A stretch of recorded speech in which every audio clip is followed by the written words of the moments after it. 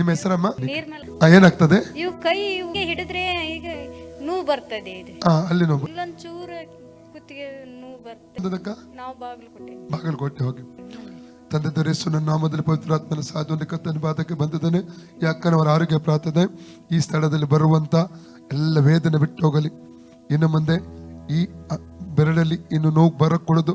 ದೈವಿಕ ಸೌಖ್ಯ 2 ಬಳ್ಳುಗಳ ಮೇಲೆ ಯೇಸುನ ನಾವು ರಿಲೀಸ್ ಮಾಡ್ತಾ ಇದ್ದೇನೆ.